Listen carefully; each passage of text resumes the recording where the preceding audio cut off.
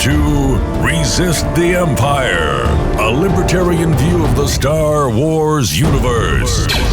This is your one-stop shop for news, events, and topics in the Star Wars canon. From a libertarian perspective, here are your hosts, Brian McQuaid and Roger Paxton.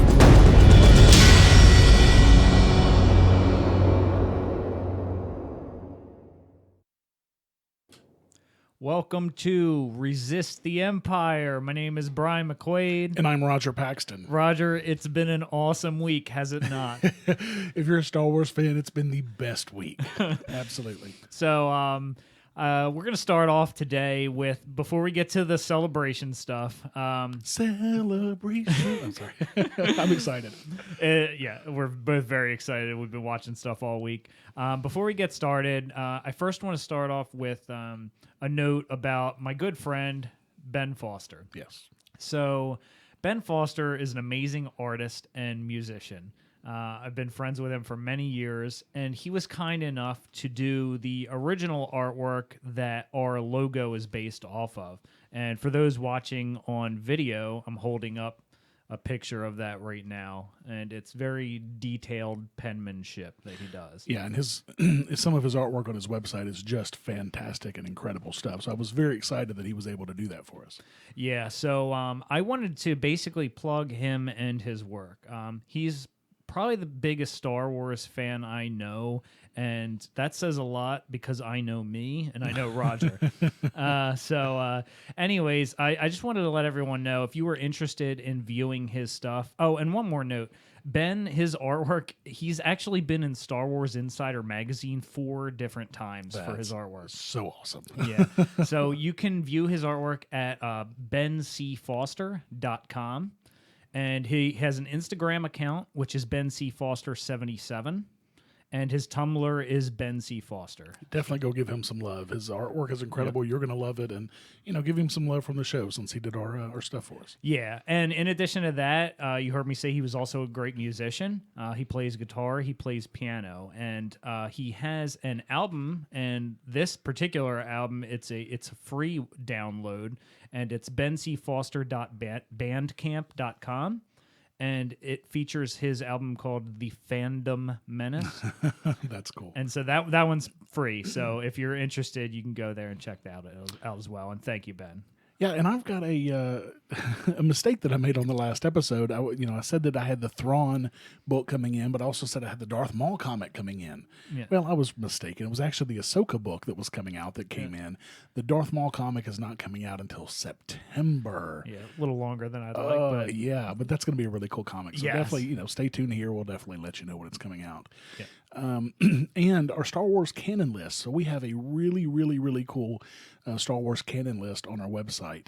So we have a list of all of the canon material in order. And the really cool thing about it is you can use it kind of as a checklist to see what you've read, what you've seen, what you own. And if there's anything that you need to buy that you don't have, that you must have, if you click the link that's on each item, it sends you to Amazon automatically and adds it to your cart.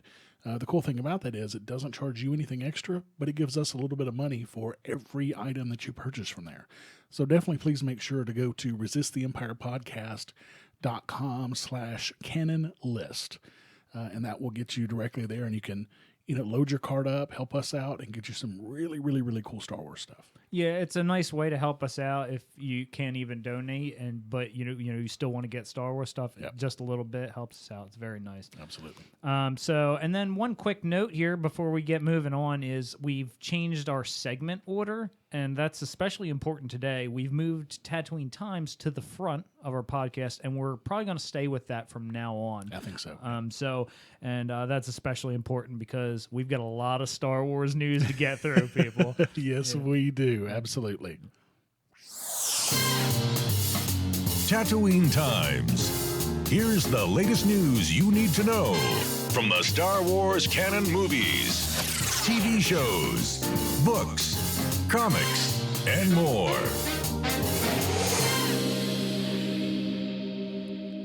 Just a quick note, if you're watching the video of this one, please ignore our terrible lighting here. We had an electrical snafu here because we're making some changes in the studio, so please ignore the terrible lighting. I promise it'll be better by the next episode. Yeah, if you're on video, you'll see I'm on the pink microphone instead of the red microphone. That's because I'm on the other side of the room. Right. Because we've got a huge hole in the wall right now.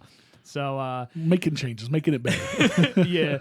So we don't have too many articles for Tatooine Times because we're just going to spend most of our time talking about everything going on at Celebration. Celebration? What's that? So for the first bit we got here, Carrie Fisher will be in Star Wars Episode 9, brother says. And then a couple... Or not. Yeah, or not, because then later on, a couple days later, I came across the article that, nope, Carrie Fisher will not appear in Star Wars Episode 9 after all. So this is from Variety.com. Lucasfilm President Kathleen Kennedy made the reveal during an interview with ABC News on Friday at the Star Wars Celebration in Orlando. Sadly, Carrie will not be in 9, Kennedy said. But we'll see a lot of her in 8, which is great. Actor Todd Fisher, the late actress' brother and Debbie Reynolds' son, had said that his sister had a role in the 9th installment. He was probably confused because we finished everything in 8, and Carrie is absolutely phenomenal in the movie. We're so happy that we were able to complete shooting this summer. Unfortunately, Carrie passed away, Kennedy said. Fisher had told various media outlets that Disney and Lucasfilm had been given permission to use footage of the actress in Star Wars Episode 9. By the time we were well underway with Episode 9 and our thoughts, we had not written the script yet, but we've regrouped. We've started over again in January, Kennedy added. I don't know if I fully believe what Kennedy said here. I love what she's doing, but it seems a little odd to me that, they would go ahead and say, yeah, you can use this stuff for Episode 9 unless somebody had actually asked him. Right, and especially that this news came out, just recently when they've already finished shooting. They've already finished everything in Episode 8, so obviously it's been a pretty recent thing. So it's going to be interesting to see how that really plays out. I tend to lean towards Kathleen Kennedy telling the truth, because I can't imagine her lying about this and then they putting some footage of her in there. I don't know. Yeah. I mean, at this point, what she says here, I agree. She's telling the truth. She's not going to be in Episode 9, which is sad. Yeah. Frankly. So we'll see how they handle it and what they do. Yeah. So the next article, Star Wars Celebration reveals hidden part of Boba Fett's backstory. Yes. Yeah. So Filoni and Hidalgo. This is from HollywoodReporter.com. Dave Filoni and Peter Hidalgo. Pablo. Pablo. Yeah, you're right. Peter. They went on to introduce an unfinished scene from their canceled too soon TV show Star Wars: The Clone Wars. Even as the animation remained rough and incomplete, the scene itself still carried in an exciting reveal. And I've actually seen. Have you seen some of those unfinished ones? Oh yeah, I've seen some of the unfinished ones. Yeah, but not this one. Yeah, I haven't either. But yeah, so if you see these, they're kind of cool, but they're like these undone storyboards. Yeah, I mean it's definitely a fully fleshed out story. It's just cosmetically not quite finished yet. Yeah. So in this, Boba Fett, once again voiced by Attack of the Clones' Daniel Logan, finds a pair of his friends captured by the crafty Cad Bane. Great character. I love Cad Bane. With no peaceful way to resolve the situation, the young bounty hunter is forced to face off against the Clone Wars' favorite character in the good, the bad, and the ugly style standoff. For a long moment, the two circle one another, Cad's coat blowing in the wind and Boba's armor gleaming in the sun. Then, in a flash, blasters are drawn and both combatants are blown back. And though neither Filoni or Hidalgo would clarify Bane's fate, we do clearly see that his was the blaster that created the iconic dent on Boba Fett's helmet, which is really cool. Right, so now we know he got the dent from Cad Bane. That is so awesome. That's very awesome. And one quick note, in the good, the bad, the ugly, there were 3 people, not 2 people. So yeah, you're right. I'm not quite sure why that was used as an analogy, but maybe they could have gone with just Western. Maybe style Cad is bad something. and ugly. I don't know. Yeah. Oh, that's a good point. Yeah, he's kind of. So, and then one quick note here. I don't really have anything to read about this article, but BioWare is apparently working on a remake of KOTOR, Knights of the Old Republic. Yeah, that's going to be so cool. And BioWare does some incredible games, so I'm really excited about that. Yeah, so it doesn't really reveal to the extent of like what kind of remake this is going to be. I don't know if they're just going to try and make it look nicer, or if they're just going to kind of build it again. Right. But we got the article and the notes if you want to check it out.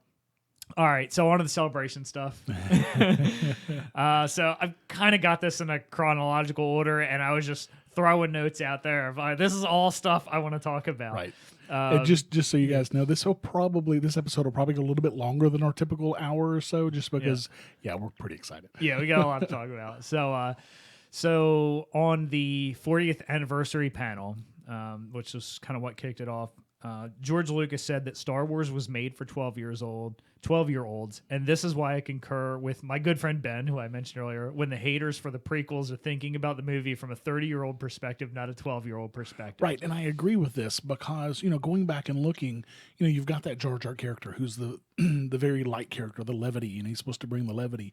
But for somebody who's 30 years old, you might have a little bit of disdain for that. But my kids loved Jar Jar Binks. And that's what it was made for, absolutely. So, I think that's great that he, finally mentioned that.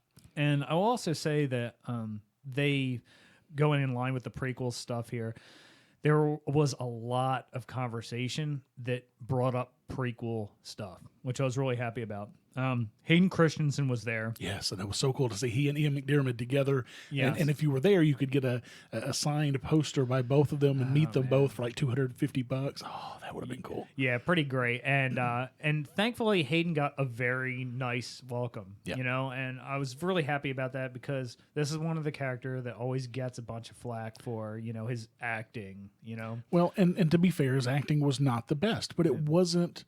Trust me, I've seen a lot worse acting.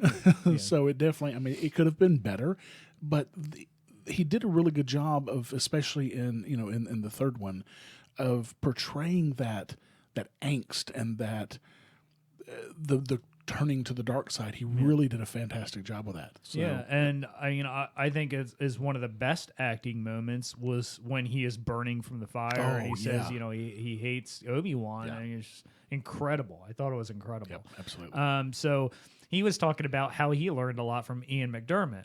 And Ian said, as an old actor, you could still learn things, and he learned some things from Hayden, which I thought was a super nice compliment to get. And I think it kind of shows the support between the actors as well, all the actors that work within Star Wars.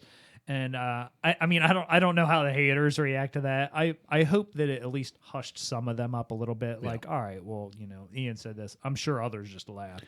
Yeah, they also talked about the scene between those two in the opera. Yeah, that was initially scripted to take place in one of Palpatine's growing offices because they got bigger as the movies went along as he grew more power, which was a great looking. But great they metaphor talked too. Right, absolutely. But they did this because they wanted to be more intimate and more more powerful and intimate. And boy, did it ever! That byplay of them talking to each other about.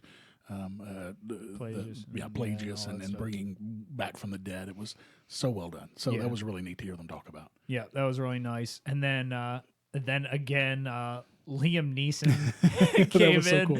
And I loved Liam Neeson to begin with. Who doesn't, right? And Qui-Gon Jinn's probably one of my favorite characters in the universe.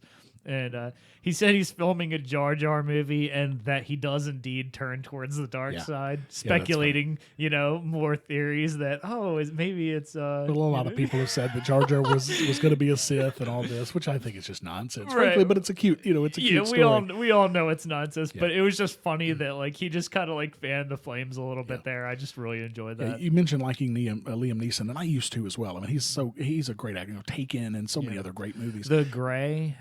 Yes. Amazing. Oh, that was so well done. Yeah. My issue with him as a person, though, is he does all of these movies with guns and all these explosions, all this stuff, but he's extremely anti-gun as a human being, and that really bothers me. You're going to perpetuate guns and all of these things, and then you're going to be anti-gun personally, but you're going to be okay with getting paid for it. Right. I've got a big problem with that from Liam Neeson, but other than that, he's pretty cool. Yeah, that is true. So, So this is a possible correction. I can't remember. I think I said this in a previous episode, but I can't remember. I thought that the Dave Filoni and the crew of Clone Wars originally came up with the idea to bring Maul back, and I feel like I said that on a previous episode, but this definitely clarified that George was the one that actually said, let's try to bring Maul back, which I think is a little crazy because I always understood George to kill someone in a way that they can't be brought back. Well, but from ever since the Boba Fett thing. Right. But from George's perspective, Darth Maul was a hugely popular character, and I guess he was trying to respond to how popular he was by bringing him back. likely for some selfish reasons. He wanted to make some money off the character, sure, which why who can not? blame him for that? But it was such a loved character that, I mean, I agree with the whole premise of bringing him back. Yeah, I was thrilled because, I mean, you came out of episode 1 going, all right, well, the guy's chopped in half and gone, but at the same time, he's like one of the standout characters. And it's, would have loved to get some more of him, and I'm glad we did. Yep. So that was pretty cool. So on a question of whether Palpatine threw, so somebody from the crowd at one point, they said there was like a debate between him and his wife. Right. He had a question on, he asked Ian McDermott whether Palpatine threw the fight against Windu or whether he actually got beat by him. So it was kind of, I'm not going to say like a wishy-washy answer because, I mean, let's face it, like, does Ian really know either? Right. But he seemed to hint that Windu was a stronger swordsman, but that he wasn't a stronger Force user.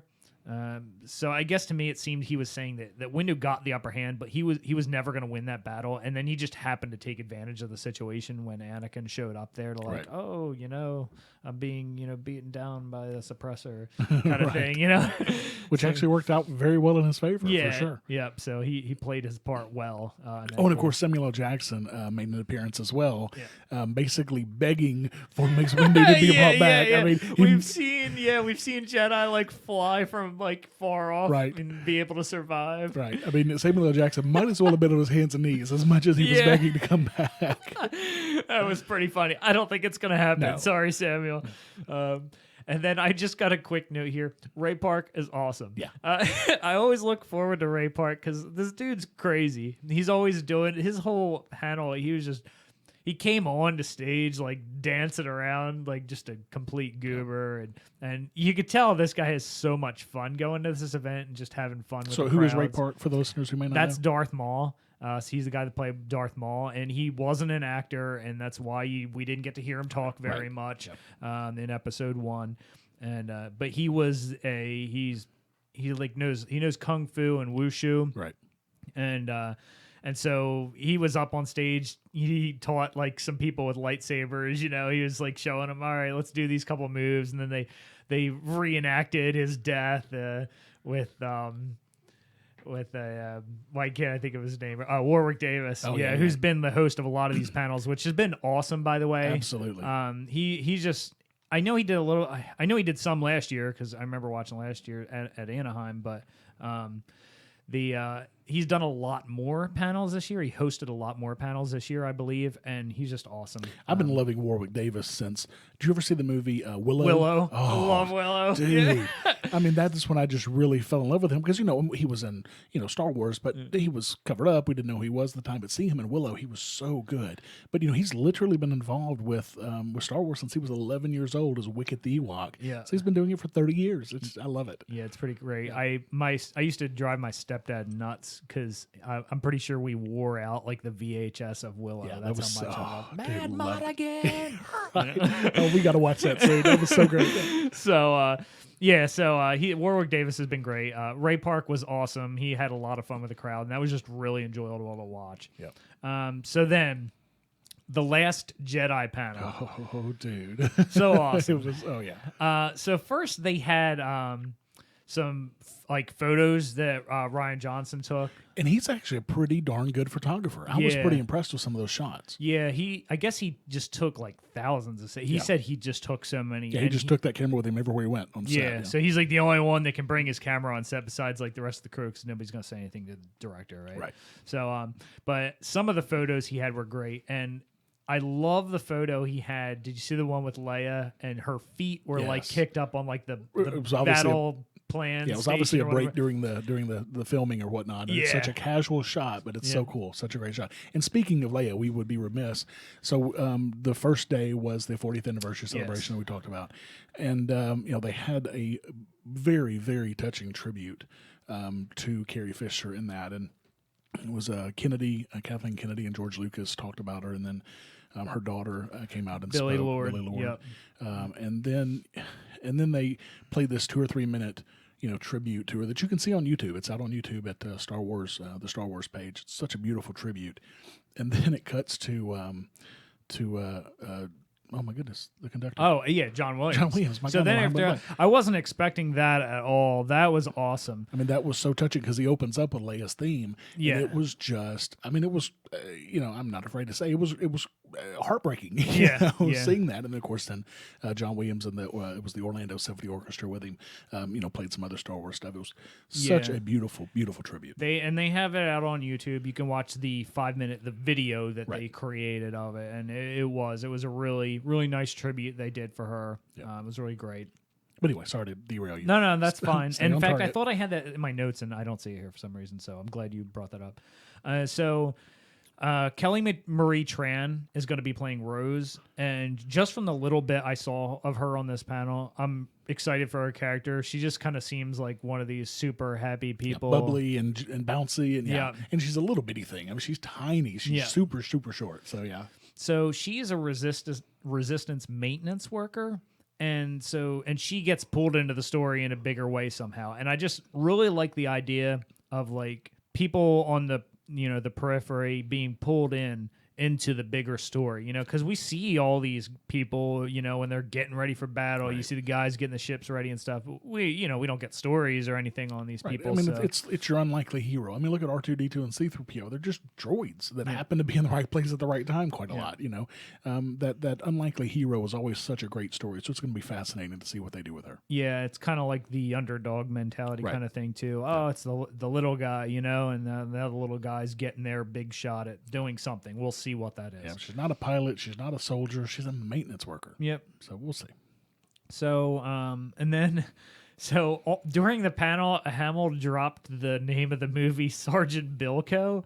I love this movie. Have you ever seen this movie? I've never seen it, no. It's Steve Martin and Dan Aykroyd, and he leads this, I don't know if it's a platoon or what, but it's like on an army base, and it's a comedy, obviously. Steve Martin, Dan Aykroyd. Yeah. But it's really over the top, and he runs like it's almost like a black market like casino and stuff that they run when like Dan Aykroyd's not around. He's like the general guy, so like he like walks off, and then they're like flipping things over, and like people are coming out and like placing bets and stuff. And nice.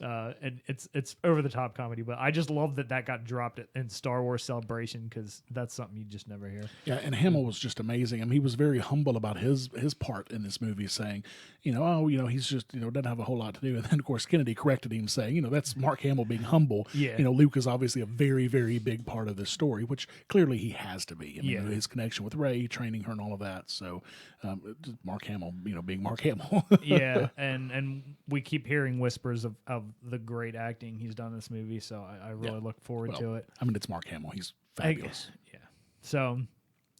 He was actually talking about going home, and his wife tells him to take out the trash and pick up after the dog and stuff. So, could you imagine telling Mark Hamill, "Hey, would you clean up after the dog?" I just love this because it just kind of shows that he's like most regular people, like even actors. At the end of the day, they kind of go home and they've got their own lives. Yeah, they've got their things that they've got to do, and it's a lot of that stuff is the same things we do on. They still put their pants on one leg at a time. Exactly, and so why I thought of that is I think that should be a lesson for everyone.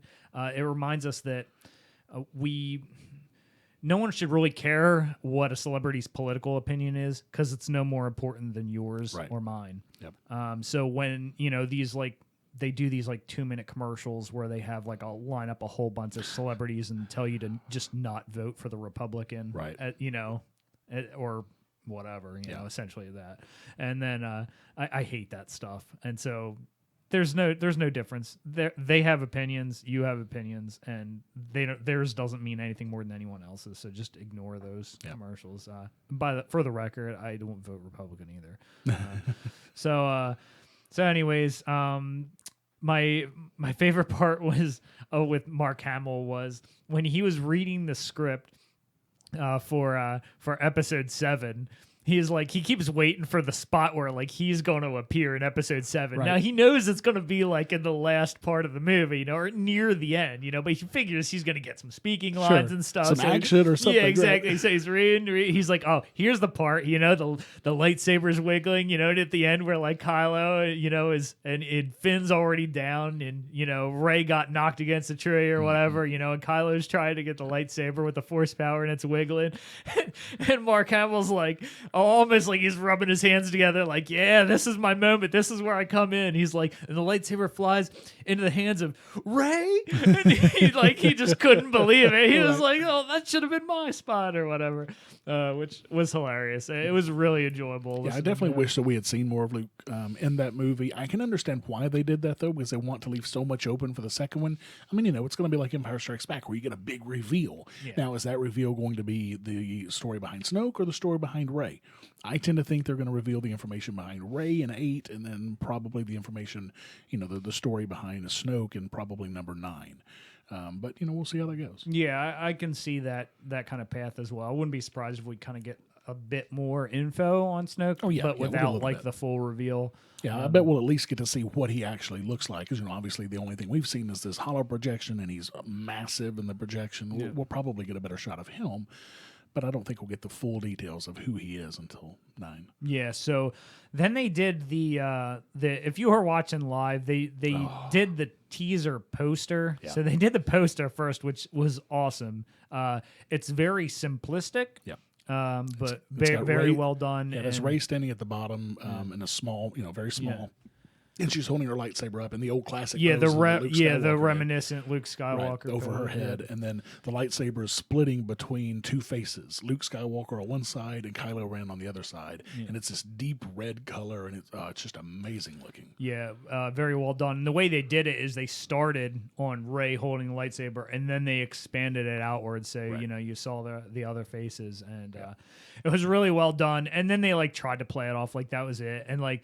At first, trailer? What? So first they were like, "We got a special thing here for you. We're gonna reveal it, and here it goes, or whatever." And like, oh, everyone's like all excited, and then they're like, "Oh, it's like the poster or whatever." And it didn't fool me for a second, but it seemed to fool the crowd a little bit. Like the crowd was a little like, I mean, I think everybody expected a trailer. Yeah. So I don't know. We'll see, but yeah.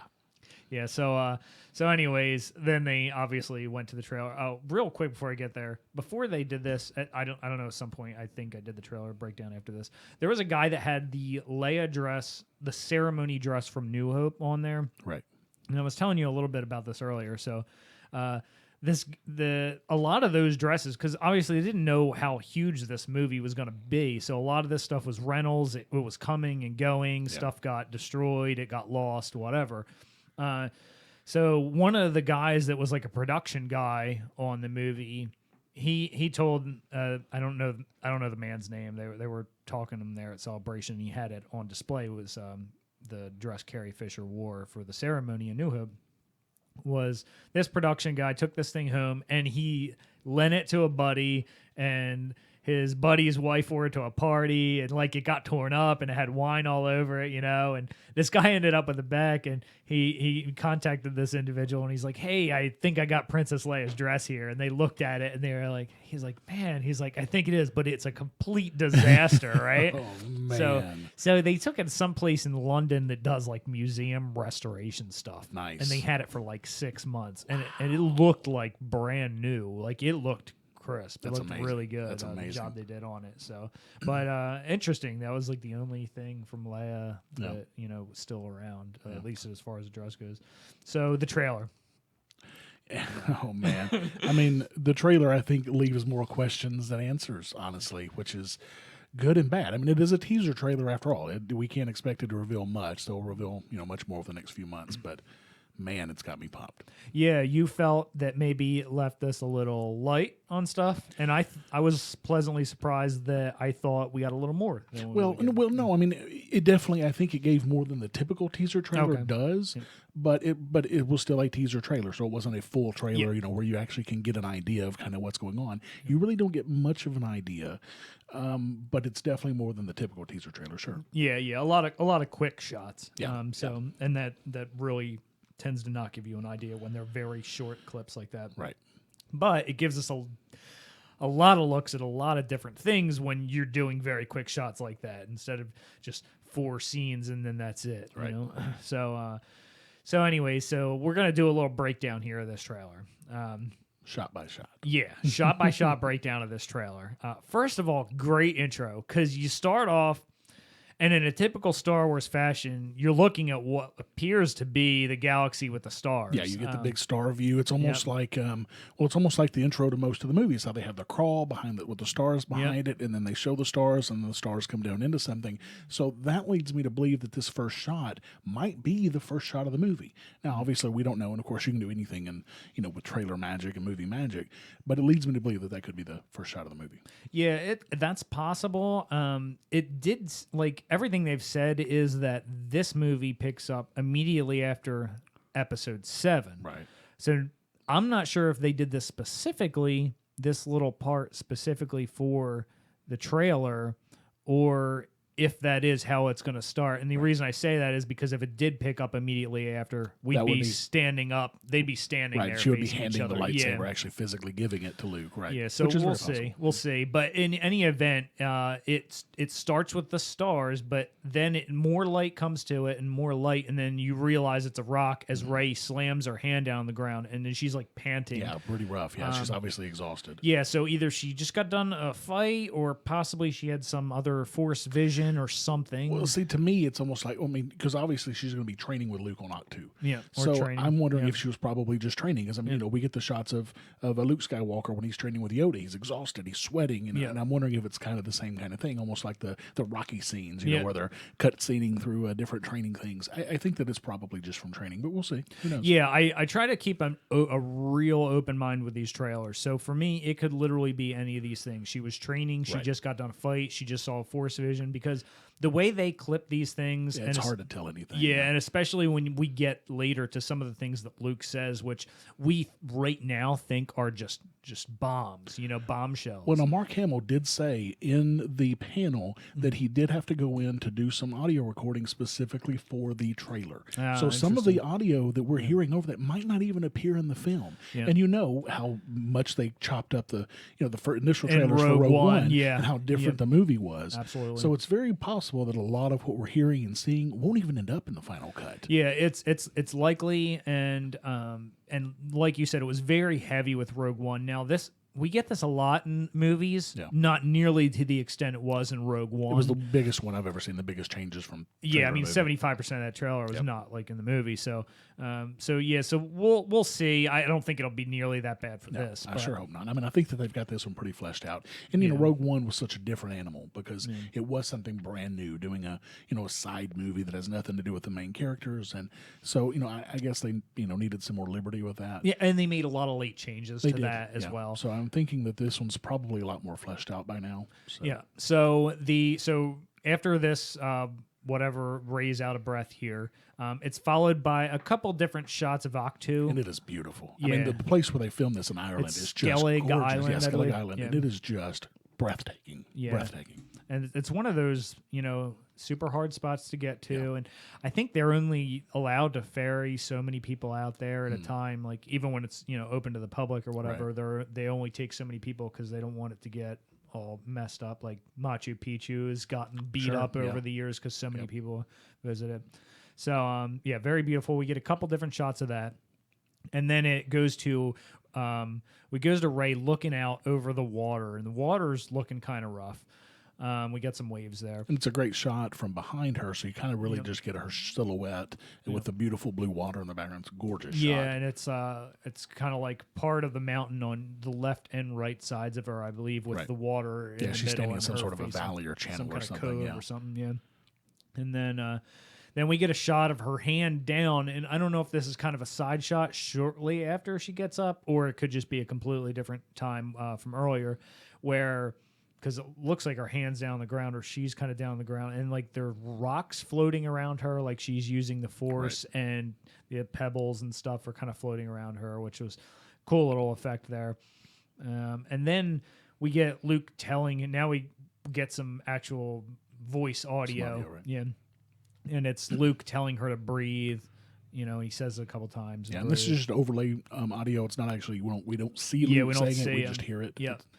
And then and he asks her what she sees, and it's kind of like dark for a second, and then Rey says light, and when she says that, we see the back of Leia at like a battle readout. And there was a map. There was a view screen in the background too, so it looked like she was on a ship. Yeah, on a ship with some kind of hollow projection there, and we kind of see a little bit of Akbar. And I did read something about that map is very, very, very similar to the map that we saw in 7 when they were trying to find Luke. As a matter of fact, I saw one image on the internet of somebody who zoomed into one part of the map, and it was the same part of the map where Octu is. Oh, okay. So that's very interesting. Yeah. So, so that was really cool. And then if you look really closely, you'll see Akbar off to her left. At least it looks like Akbar. Yeah, he's kind of behind the hollow screen, and it's hard to tell, but it looks like Akbar. And then like another lieutenant off to the right. And then over top of that, and this is the first one, very faintly. Yeah, and there's a couple different breakdowns out there, and I've seen a couple different things for the middle, but we get a couple faint voices throughout this section of the trailer. Yeah, and if you're not listening with headphones, you're probably not going to pick it up. So definitely go back and watch the trailer with headphones on, with the volume cranked up a little bit, and you'll definitely be able to pick them out better. Yeah. So as that happens, we hear very faintly Leia's voice in the background saying, "I think it's help me, Obi-Wan Kenobi." Yep. And so then she says, Rey says, dark. Right, because she said light. Right, light first. And then she says dark. Yep, dark.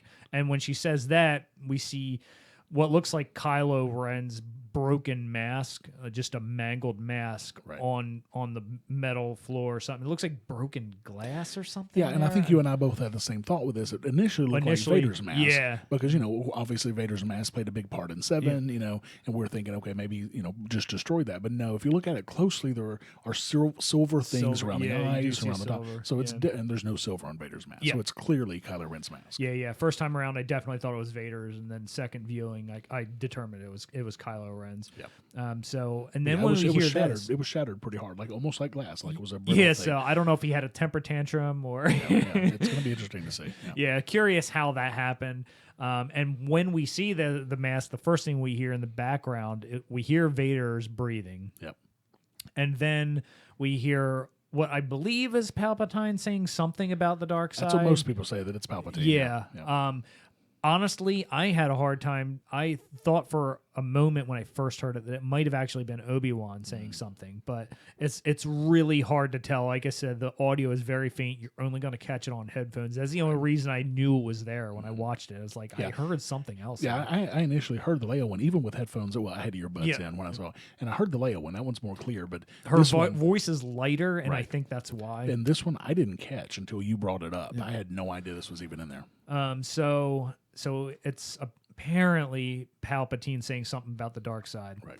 And then we get a scene where we see like maybe 5 or 6 books on the shelf in what looks like a wooden kind of hut, almost akin to. It looks like a tree. It looks almost like or like a hollowed inside a tree. It looks like tree roots, and like this is a hollowed out area. And there's a tree, and I can't think of the name of it off the top of my head, that was mentioned in the Force Awakens novel that wasn't talked about in the actual movie. I can't remember the name. Well, it's if it's the Force tree. Yeah, I think that's probably okay. Well, then see, I haven't. And what was you said the Force Awakens novel? Yes, I'm almost sure I haven't read the Force Awakens novel, but in Shattered Empires, the comic book series, Luke gets the 2 bits of Force tree, right? Yeah, and gives it to Poe Dameron's mother, who's like a piloting with him when he goes to get those, and he takes the other one. So I don't know if this is that tree as well or something. Well, that's kind of what I'm thinking. I mean, who knows at this point? But it's clearly if so that tree grows fast. Right. Well, and maybe they just had pieces of it. But the question is though, obviously this is some sort of a Jedi. What it's a temple or a holy place or something, because then the next scene, of course, is one of the books. It looks like a book or a map of something, but there's that Jedi, that old table Jedi symbol or something. Yeah, some kind of. Is that a table? See, I was thinking it was a book or a map. It looked paper-like. Okay, So, all right. Yes, perhaps it was. I thought it was like a table at first, but now I want to go back and look at it again. But it's got the old Jedi, ancient Jedi symbol on it's that. and it's kind of faded and looks really cool. And then a gloved hand kind of runs his finger over it. It looks like a brown glove to me. Yeah, and of course Kylo wears a black glove, so it might not be him, or maybe it just have been the shadows, the color. right. Yeah, I thought it was brown as well, but again, it's only a very little bit that we get to see of the hand coming in. Yeah, so it's really hard to tell. During this scene, we hear the third very faint background audio. I missed this one too. Yeah. Yep, and this is it appears to be Yoda saying it surrounds us and binds us. Yep. Obviously referring to the Force. So then we get another shot of what looks like it's from far away, so it looks like it's Rey swinging a lightsaber and Luke kind of standing up higher on Ahch-To again. Like more training going on is what this looks like. So then it really starts to pick up. Then it cuts to what looks like B-wings to me. Right. These ships, they look like some kind of modified B-wing. But they're much smaller, it looks like. Yeah, I mean, they're definitely smaller than B-wings. Yeah, my first thought was pod racing, because they're about that size of a pod racer, but they don't look like your typical pod racer. Yeah, and they're dragging something in the ground, creating this red dust on this planet. Right, and this so this planet is Crate, and it's apparently a salt. These are like salt flats I could see in Utah or something. Yeah. And so this whatever's digging into the ground is kicking up the dust. And it's a completely different color. Yeah, because it looks like almost white across the top. Yeah, and my first thought, dragging this red shooting up. My first thought was it was a snow planet, but reading into it later, it's Crate, Crait, and it's a salt. Yeah. It's essentially what it is. And they look like they are heading towards what they are calling First Order Heavy Assault Walkers. Right. And I'm totally claiming this moniker now. I'm going faux halls on this one. FOHAW. Yeah. So these things are awesome. And there's like a lot of them in the background. You can barely see them. They're super tiny back there. But they're almost like AT-ATs. They look very similar to AT-ATs. But reading into what other people know already about the story is that these things are heavier than AT-ATs. They're taller. They're wider. The feet, the base is much thicker and more difficult. So obviously, ships can't bring them. Yeah, harder to harpoon. Right, they can't bring them down like they did in Empire Strikes Back. Yeah. So it's going to be interesting to see what. And the legs appeared to be bowed a little bit more. No, I didn't notice that. I thought because the AT-ATs seem more straight up. And these ones appeared to have like a slight bowing to them, almost kind of like curving out and then back into the really heavy, thick feet. But it's so far away, it's hard to tell. Well, it's interesting because in Rogue One we saw the kind of down armored versions of the AT-ATs that had much less armor. They were able to have the A-wings were actually able to shoot these down and blow them up. Whereas obviously the AT-ATs in Empire Strikes Back were stronger, and these are even stronger. So it's like their technology is getting better as they go, or their armor is getting better. So that'll be and I'm curious like what they're doing dragging into the ground like that. Are they creating some kind of dust field to camouflage some other ship's entrance in behind, or these maybe vehicles? to camouflage their numbers, make it harder to see how many there are. Maybe. I mean, there could be lots of different reasons. So that looked really cool. That scene, I liked that. Yeah. And then right after that, we get a shot of Finn, who's sleeping in one of those hyperbolic chambers. Yeah, and that's the only shot of Finn in the entire trailer. Yeah. Now, John Boyega did say in the panel that he definitely is better in this movie. Gets out of the medical training, the medical and actually kicks some butt apparently. Yeah. And he also talks about how his and Poe's relationship gets much stronger as well. Their friendship. Yeah. That's going to be so cool too because those are such great characters. Both of them. This trailer was definitely it was Force heavy, and then we get other than Rey, we really only get like one shot of every other character in this trailer, which again teaser, but a good bit of Rey, which that's what it's going to be. Mm-hmm. So after Finn is in the medic pod thing, BB-8 and Poe are running / rolling down the hall, and then the immediate scene that follows that is. What I don't know if they're the same scene and then this is just the scene immediately after that. It's hard to tell sometimes, especially when it comes to trailers and editing. But they're running down a hallway first, And then we get a different angle of them running towards the black X-Wing. Yeah, and this really huge hangar that had a lot of other ships in it as well. We could see an A-Wing off to the left side, and then there was... trying to think what was off to the right side on the top of my head. There's another plane off to, and then there's a huge explosion right in front of Poe's black X-Wing. Yeah. And it looks like that gets taken out. Yeah. It doesn't show it clearly, but I think the blast was close enough that he's lost another X-Wing. yeah, really disappointing because I liked that. Yeah, it's pretty cool. I mean, the whole Black Squadron was just cool, but anyway. Yeah, honestly, that's probably for merchandising purposes because you got to get a new ship now. Now I got to go get the Lego version of that one too, and it's just too much money. Yep. So, anyway, after that we get a TIE fighter exploding in the sky, and immediately after the Falcon comes through, and it makes you wonder who's flying it. Is it Chewie? It's almost got to be, right? It's almost got to be. I don't know. I mean, maybe Rey. I don't know. It could be because last time we saw the Falcon, maybe it's Poe. He doesn't have an X-wing now, as from the previous scene. or maybe this is part of the battle that happens because apparently the Knights of Ren and Kylo Ren come to Ahch-To, and there's a battle with Luke and Rey that could be happening on Ahch-To, and maybe Chewie, because the last time we saw the Falcon, it was on Ahch-To with Chewie and Leia. Leia and Rey.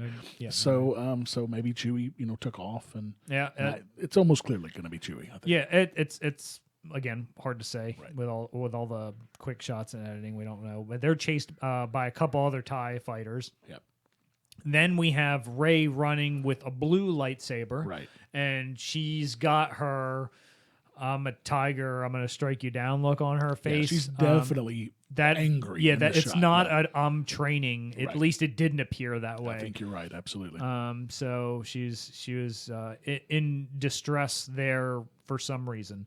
Then we get a shot of Kylo pointing his red crossguard saber kind of like towards the screen, essentially. Such a great shot. And we see his scar. Yeah, you see the scar, but you also see his lightsaber in his eyes, which is such a cool shot. The reflection of it in his eyes. Very neat. But you see the scar that he got in Episode 7 as well. Yeah, it's kind of faint, but again, if you look back in Episode 7, I think he took the brunt of it on the lower part of his face, not the up, and we can't really see the lower part of his face in this shot. So I'm curious to see if it's wider down at the bottom. I hope it is. I saw somebody. It looked like it was a good size shot. I saw somebody post a picture of that shot with a picture of Hayden Christensen with his scar, side by side, and it is very pretty reminiscent close of each other. It's really cool. Yeah, that was pretty neat. Yep.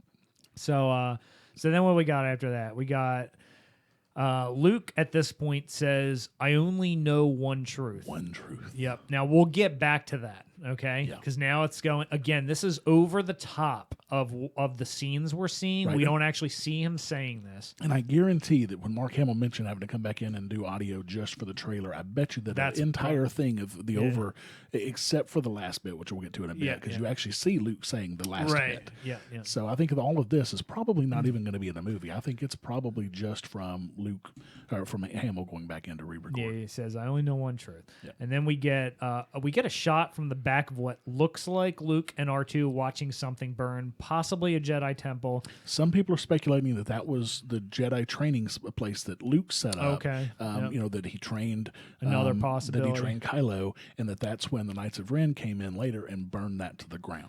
Yeah. That's what a lot of people speculate. So so this also looks like it's another angle from the shot that we saw in Episode 7 where Luke puts his hand on R2. In Rey's vision. Right, yep. So it looks like it's a shot from the back of what we saw from kind of like the side. Yeah, because he's kind of halfway standing up, and then he falls to his knees right there beside R2, and it doesn't show his hand going up, but it looks very similar because there's a fire there. Yep. It's similar to what we saw in her vision.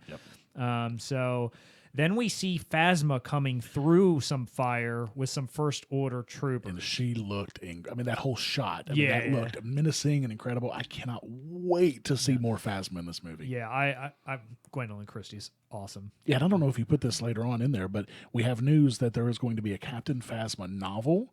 Oh, I did. There's going to be a Captain Phasma novel coming out soon, talking just about Captain Phasma. There's also going to be a comic miniseries, which is probably 6 or 12 episodes, comic books on Captain Phasma as well. That's going to be fascinating. Yeah, it's going to be great, mainly because I just want to see what kind of story someone's got to go through to get awesome chrome armor like this. Exactly. That armor So, is banging. we need to give this person this awesome armor.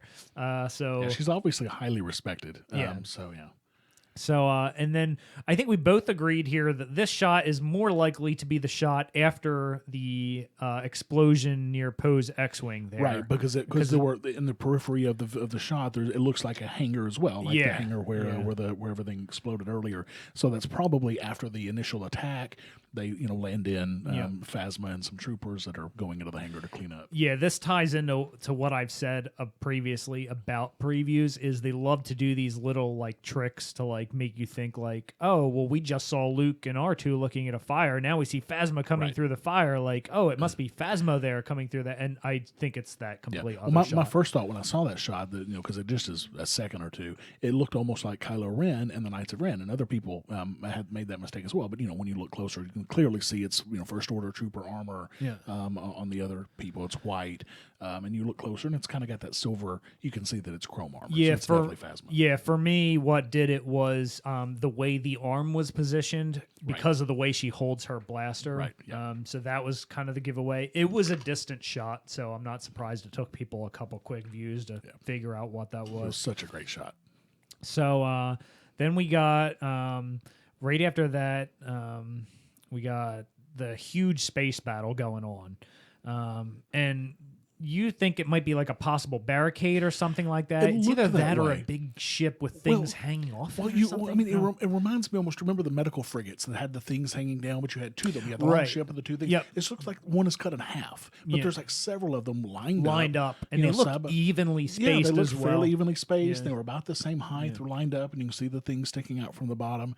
So it almost looks like it's some sort of a barricade, or like they're some formation of some sort. Right. And you can only assume these are resistance ships because they look very much like the medical frigates from the Rebellion.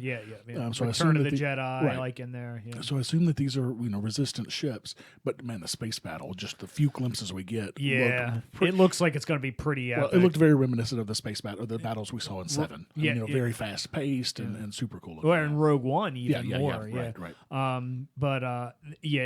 All kinds of X-wings and TIE fighters all over the place. It looked very hectic. Got some great. A-wings. Yep. So then we get it's time for the Jedi to end. Yeah, and this is Luke doing his voiceover again. And this isn't his voiceover. Right. No, this is when you actually. So it's a really cool shot because he's like standing in this almost hallway looking thing, but it's obviously rock, and behind him is the light from where the ocean is, and the light's coming in, so you can kind of see his silhouette, but you can see his mouth moving as he's saying, it's time for the Jedi to end. It could be like tree as well, if it's similar to what we saw earlier. It could be, but there was water. I'm not sure, there was water behind him, so I so think it's probably what makes me think Octu. Yeah. So of course, Octu's not the only planet with water, but right. Yeah. So he says so. It's time for the Jedi to end. To put his two lines together with all these scenes happening in between and everything we had to talk about, it was I only know one truth, and then he says it's time for the Jedi to end. Now these are two separate things. Right. The first was an audio layover that we didn't see him actually speak. Right. And then the second line, it's time for the Jedi to end. You won't convince me that this is him saying that the Jedi are over, not just from this. Well, I mean, it could be many things. He could be saying it's time for the Jedi to end the Sith or to end the battle. I mean, he could have been saying anything like that. But you also have to understand Luke's position at this point. He turned his back on everything because he is just done because of all of the trouble and all of the mess and he blames a lot of it on himself. Yeah. So he might be of the opinion that the best way for there to be balance in the Force is for the Jedi to stop trying to bring balance to the Force. Because, I mean, look at what the Jedi trying to bring balance to the Force has caused in the past. Yeah. So, I mean, it's certainly plausible that he has just completely changed his mind on what the Jedi believe, and that maybe he believes that the Force can balance itself out, and, maybe we don't have a Jedi and a Sith and all this stuff. We just have, Force users. Yeah, I mean, it's possible. I mean, had the Jedi done nothing at all and just laid down their weapons and, in an effort to bring the so-called balance to the Force, well, then you would just have an empire ruling over the entire galaxy still, too. So well, but I mean, when I say the trouble that they brought, they're the ones who brought Anakin Skywalker into everything. Sure. So that certainly, had they not done that, things could have played out entirely differently. Yeah. Darth Vader obviously was a huge force for the Empire. Yeah. We saw that other Sith were not nearly as powerful as him. Obviously, Maul was certainly not. Dooku certainly was not. So had Anakin never come onto the scene the way that he did because of the Jedi, things could have been a lot different. Dooku was also bested by Anakin as well. Right. So had Anakin not been there, maybe Dooku would have been well, stronger. but he did hold his own against Yoda for a little bit. He did, but Yoda definitely would have won that battle had he not run off. Absolutely. Nobody's going to beat Yoda. Yeah, so and then we get the cut to the title screen after this, and I thought it was a pretty epic trailer. It is. I mean, of course, it's Star Wars. I mean, you get the tingles, every time you see it. I mean, I've probably seen it a dozen times since they played it. I played it twice at the panel, and then I watched it 3 or 4 times after that. Then you and I have watched it several times. Yeah. I mean, it's. We'll be watching it again many times over the next month. Try to just dissect things a little bit more. For sure. This kind of thing. So, moving on. Rebels Season 4. Yes, that was a great panel, too. The last Rebels. They had, of course, Dave Filoni was on the panel. They had Sabine's voice. Tia Sakar. Yep. They had Zeb's voice, and he was a really cool dude. Oh, yeah, I can't think of his name off the top He was of my also head. the voice of Starscream in the Transformers cartoon. Interesting. Yeah, that was pretty neat. Then they had, of course, Ezra, his voice, the kid. They had Hera's voice, and then they had Freddie Prinze Jr., who was the voice of Kanan. Yeah, that's awesome. I didn't get to see that panel because I was busy doing stuff today, but I will be going back and watching it.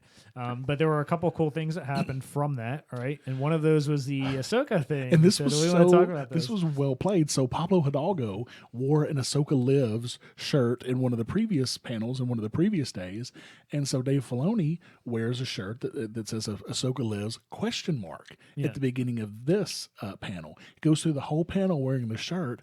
They play the trailer of Rebels 4, and then after they play that, they come back to showing a shot of the panel, and Dave Filoni is kind of leaning over the couch behind the voice of Sabine, Tia Sakar. Tia Sakara, and then he stands back up, and it's no longer Ahsoka Lives ? His shirt says Ahsoka Lives ! And it was so subtle. It was, but as soon as I saw it, I was like, no. Did the crowd catch it at all? I don't know if they did or not. They caught I don't know, it? and I haven't even seen a website that might have caught it. But it was clearly he did a costume change in the middle. That was so cool. That's great. Huge Ahsoka fan, and there are so many huge Ahsoka fans out there. I think every one of us is glad that she's still alive. Does she make it out of Season 4, though? I don't know. But speaking of Season 4, Season 4 is going to be the last season of Rebels. Yes. And, Dave Filoni made the case that, he wanted to know what it felt like to actually be able to end a show. Because obviously he was kind of cheated out of the end of the Clone Wars. Yeah, it got cut short. Yeah, and which was a shame because, some of, we've seen some of the unfinished stuff and it was really, really great stuff. Yeah. So he kind of felt cheated out of that. So he wants to be able to end this one on his terms. But also, at this point, we're kind of bumping up to Rogue One. So there's not a whole lot of story left to be able to do with these characters. So, sadly, it's coming to an end. However, he did say that there are other animated things going to be coming out of the animated department. So does that mean a whole nother full show or something like what you were talking about? Yeah, I can't recall the title off the top of my head, but it was like not Force for Change because that's their charity. Charity, yeah. But it was some other kind of animated series of sorts where they talked about they do like small stories on female characters. So they had one for Leia. They had all the eras covered. So they had one for Leia. They had one for Padme. And then they had ones for Sabine and Hera. These appear to be like, I don't know if they're animated shorts or what they're doing with these, but Filoni also made the case that every generation has their Star Wars. You had the original trilogy, then you had the prequel trilogy, then you had the Clone Wars, and you have Rebels. And he says it's time for the next generation to have their Star Wars. So I think that they're going to have a really fully fleshed out, full type another animated series like Clone Wars and Rebels. That's kind of the impression that I got, and I certainly hope so. because frankly, I just, it's going to be hard not getting a little bit of that Star Wars fix every once in a while instead of having to wait a year or 2 years between movies. Or 6 months since we get Han Solo shortly after. Right, yeah. But this will be a fluke. It's not going to happen like this going forward. Oh, come on. Can we get 9 in December again and keep this train rolling? I don't know. We'll see. So there was a character that did you read about him in the Thrawn? So Ruch. It's kind of almost a Hebrew at the end, but it's Rukh is the spelling of this guy, and he was an assassin and a bodyguard for Thrawn in Heir to the Empire. Mm-hmm. Really, really dynamic character. Super, just awesome character, and but he's Legends now. Not anymore. He's coming to Rebels Season 4, going to be working with Thrawn, and he's going to be voiced by none other than our favorite Warwick Davis. Yes. He played Wicket. My favorite Ewok. He's played how many characters in Star Wars over the years? Like 3 or 4 over the years. He's been in several. He was in the crowd in Episode 1. Right. He was also in Rogue One. He was the little short guy when they had the battle when they were. Oh gosh, what's the planet? But anyway, when they were having the battle with the stormtroopers, he was the little short guy. So he's been in several characters. Yeah, so that'll be great. Yeah, so that's pretty cool. And then the Rebels Season 4 trailer was epic. Yes, we watched that an hour ago, and it looks really exciting. A lot of quick hitting stuff there. I liked Callus's look. I don't know why that's the first thing that springs to mind is the shot of him. Well, they talked about his hair a lot in this because apparently it cost a lot to animate that hair. It moves a lot, but yeah, it's definitely it's a newer look. It's not as close cropped. His hair like in a military close crop. It's more flowing and longer because obviously now he's moved over to the Rebels. He's no longer an Imperial. So yeah, I'm very curious to see what happens at the end of Season 4 here. I mean, we know it's the last one, so that means a lot of stories are going to be coming to a close here. And I can't help but wonder who's not going to make it out of this season. And I think it's going to be quite a few characters. Well, I don't think it'll be quite a few, but I think we'll have at least one from the Ghost crew not make it. Who that may be, I mean, they can't do Chopper because Chopper was in Rogue One. We know Chopper and Syndulla are. Yeah, well, we say Syndulla. So they did reveal that Captain Syndulla is going to get a promotion to General Syndulla. Yep. So the voiceover that we hear over the speakers in Rogue One calling for General Syndulla, that could be calling for Hera, but it could also be calling for her father, who was also a general. Yeah. So that's true. I think it's likely that was dropped. Well, no, because there was another panel where Hera was saying that she got name dropped in Rogue One. So, and I can't think of who it was, but it was somebody who was doing the audio background stuff for Rogue One, and they told her specifically that she's getting in. I mean, I kind of suspected it was her. So yeah, that's good. Yeah. So anyway, we know those two make it out. Right. But the whole, the Last Jedi thing, the whole, there's one other, and So you're thinking Kanan and Ezra might not make it. I don't know. I wouldn't be shocked if one of them doesn't make it. Well, I think that one of them, like as I said, one major character of the Ghost, I think will for sure die, and I believe it's almost got to be one of those two. Yeah. And if one of them is going to die, I think it's got to be Kanan. See, I wouldn't be surprised if somebody like Zeb goes too, though. Zeb. I mean, my oldest son does not like the Zeb character at all, and I don't get it because he's kind of that silly, goofy, kind of character in a lot of ways. Yeah, so I'm surprised that he doesn't like him. I just like him because he's got feet like hands. That's gonna be just really helpful when you're feeling really lazy, right? But yeah. So and then I don't know. Thrawn. I mean, I don't see it. Is he going to meet his end at the end of the? Well, I think he almost has to because he was so important and so powerful in the Empire that if he doesn't make it past Rebels, where was he in the rest of the stuff? Yeah. So I think that he will probably not make it past Rebels, but I really, of course we have the Thrawn book that's out now that's going to kind of tell about his rise to the Empire, which I just haven't been able to read it yet because I've almost finished with Aftermath, Empire's End. I've got 80 pages left in it. Then I'm going to be reading the Thrawn book. And, we'll talk about that on here after you've read it. Yeah. So, I mean, we'll have some more backstory of Thrawn. But, I love that they're pulling some of these Legends characters that were so loved, like Thrawn, and now this, his assassin bodyguard, Rook, and so many other Legends characters. They're pulling them into the canon, which is just fabulous. It's great because that's going to lock in even more fans because, fans of the EU, they're going to just get even more interested in what Star Wars is doing as so long as they...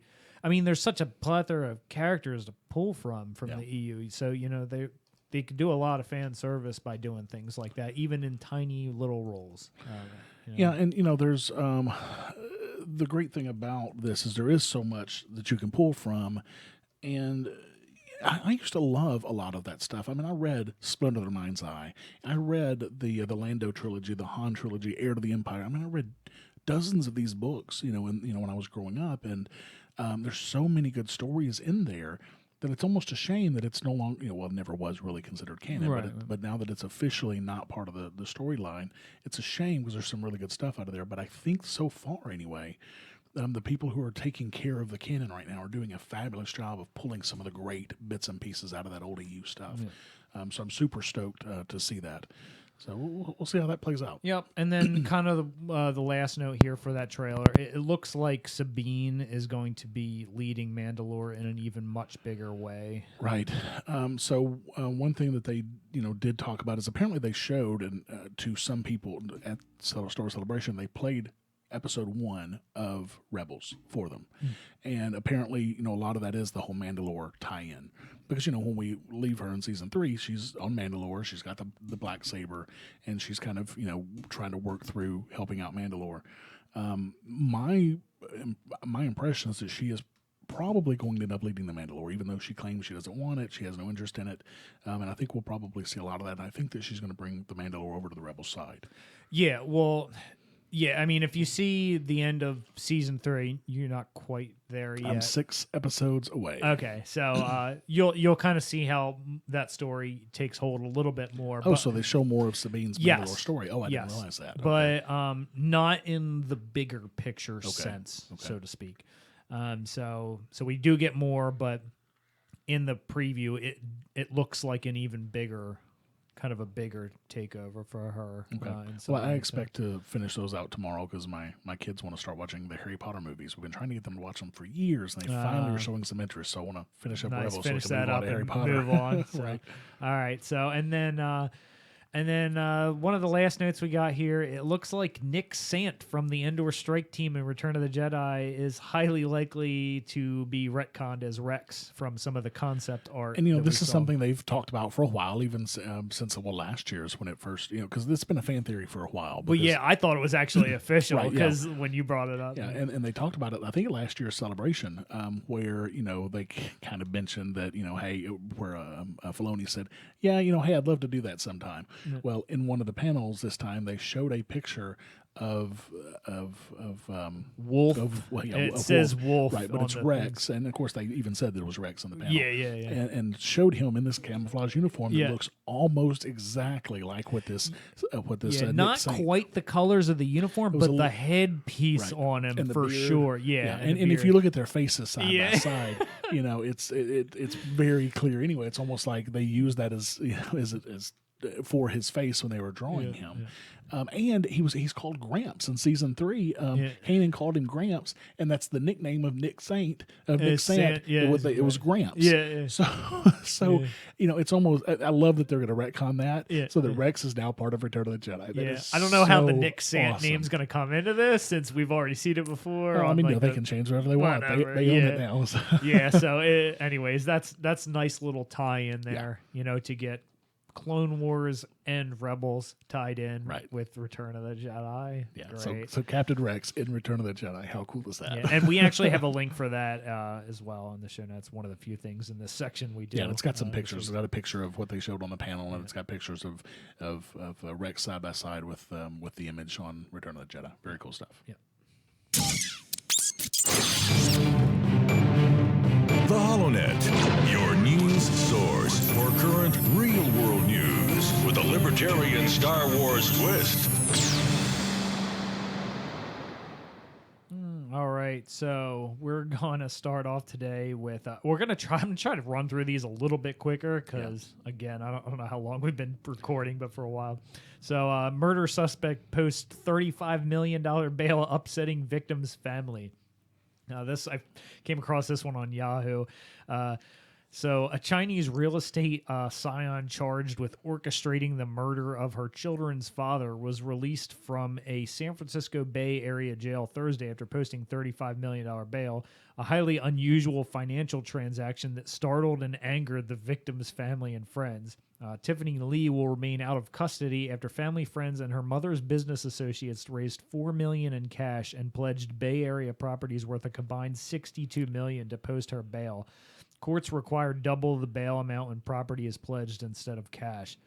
Nothing about this seems right, said Angela Dunn, a close friend of the victim who shared her home with him in the 6 months before his death. Dunn said the victim's mother is taking Lee's release especially hard. So I just thought this was kind of a crazy story because you don't see bails getting posted for just insane amounts like that. Usually, often. if they do, it's only when it's super wealthy people. But to make it more difficult for them to get out on bail. Yeah. But yeah, I mean, $35 million. That's even for that. It seems pretty unusual. Yeah, And so my original thought was if the evidence was so overwhelming that I feel the judge would have likely asked for an even higher bail or just not allowed bail to be set at all. Yeah. But maybe he thought this was really high. I mean, maybe he didn't realize how much she was able to. Right. Yeah. I mean, the judge doesn't usually know the financial. Right. How much finances somebody has. Yeah. So and then I thought, is there bail in the Star Wars universe? Well, surely. I mean, bounty hunters, a lot of what they do in our world and in the real world is they go after bail jumpers. Yeah. So I would imagine that even in Star Wars universe, that's a lot of what bounty hunters do is go after bail jumpers. Yeah. I mean, that's a good question. But we don't really see that in action. All of our interactions in novels and in the shows and movies seem to be just paid people that are paid almost mercenaries to a point. Not even bounty hunters. I mean, most of the time it seems like alive is just kind of like, well, if I can, I'll bring him in alive kind of thing. Right. Speaking of bounty hunters, Dengar is in Aftermath Empire's End. That's nice. Well, yeah. Dengar does get a mention in one of the interlude for the first Aftermath. Yeah, he actually. I read that, by the way, this past week, so I'm catching up. Yeah, he actually has a bigger role in Empire's End, which is pretty fascinating. It's really cool stuff. Yeah, nice. Some of the interludes were really cool in Aftermath. Moving on real quick. NASA announces one of Saturn's moons could support alien life in our solar system, and this is a different Saturn moon than we've been talking about. So this is from The Independent. There might be alien life in our own solar system. NASA has announced all of the necessary things to support life have been found on one of the moons that orbits Saturn. Enceladus has chemicals that, when found on Earth, tend to indicate life, suggesting that there might be living things under its icy shell. Scientists have long thought of Enceladus as one of the prime candidates for life within our solar system, in large part because of its subsurface ocean that covers its entire body. But the new research gives the best look yet at that moon, showing that it has a chemical energy source capable of supporting life. Wow. So another cool story about, and this is, again, just in our solar system. So first it was Saturn's moon Titan, right? Yep, which we talked about before, and now it's this Enceladus. I guess that's how it's pronounced. It looks that way. Yeah. Perhaps there could be, this could be a 2-for-1 mission. So we can use the Phantom, can shoot off to one, while the Ghost checks out the other. It's right there. Can't we kind of do this thing with our drones or something? So that was kind of cool, and thought I'd throw this in here. And then we kind of passed on it last time, but we definitely wanted to get around into doing some kind of story on Syria. Yeah. So this one's a look at the factions battling in Syria's civil war. This is from ABC News. And it says, in the tense days after U.S. airstrikes on the regime of Syrian President Bashar al-Assad, Russia's allies, the U.S. and Russia have traded accusations about siding with terrorists. Russia has really aligned itself with the Assad regime, the Iranians, and Hezbollah, Secretary of State Rex Tillerson told reporters in Italy before his Moscow trip. Hezbollah is a Lebanese militia group that the U.S., the Arab League, and others deem a terrorist organizations and have sanctioned. Russia has condemned the U.S. for supporting terror groups as well. It's not difficult to imagine how much the spirits of terrorists have been raised by this action from the United States. Deputy Ambassador to the UN Vladimir Safronkov told the Security Council last Friday. Are there any merits to either accusation? Like with many things in Syria's 6-year civil war, it depends on who you ask. Right. And as far as I'm concerned, there are no good guys in this war. Yeah. This war is nothing but bad guys on every side of the equation. And we have, when I say we, that's a terrible word to use because you and I have nothing to do with it. Yeah. But the U.S. government has no business being involved in trying to escalate this war. 3-4 years ago when Obama was doing this, the response from the American people was unequivocally, no, we don't want to be involved in Syria. Yeah. Of course, that was when we had a Democrat president. Now that we have a Republican president, the right is all about, hey, let's get into this war now. Yeah. Let's take down Assad now. They were saying the exact opposite when Obama was in office. Yeah. So far, the anti-war left has been more silent than I would like to have seen them in this. I would have expected them to come out more. Obviously, they weren't going to come out against Obama. They never did. And I think part of that was the lead up with Hillary, because I don't think there was any bones about it. I think Hillary was not pro-war, but I don't know. Maybe she's probably pro-war. She wasn't anti-war, that's for sure. She was absolutely pro-war Syria. Yeah. I mean, she wanted to make a no-fly zone over Syria, and the only way that you make a no-fly zone over Syria is by shooting down Russian planes. Yeah. That's not cool. Exactly. So, I mean, and maybe that's why the left's been so quiet on this. Right. I mean, as libertarians, we're always anti-war. Well, I wouldn't say that. Obviously, we're anti-aggressive war. Well, if somebody came to attack in defense of ourselves, sure, absolutely, right. But yeah, for the most part, you're right. We are anti-war. We are, peace. Absolutely. Yeah, and there's no such thing. This whole preemptive garbage. That's not protecting your interests. No, it's not defense. That's offense. Right. It's like the saber rattling that Trump is doing in North Korea right now. Putting in carriers and stuff over close to North Korea or a battleship. That's terrifying, especially considering North Korea has nuclear weapons. Now they don't have a way to deliver them to us, but they can certainly deliver those to South Korea. And here we are saber rattling over there. Yeah. We have no business. And our money goes to terrorist groups as well. Sure. It just gets funneled through different ways. And I wanted to kind of walk us through a little bit. So why is this war, why this is stupid, other than just our tax money being wasted, our people losing their lives, and other civilian casualties over there, many. We've been fighting a proxy war with ourselves. Right. We're always spending money to fund and support the Kurds, who are making all kinds of progress against ISIS in there.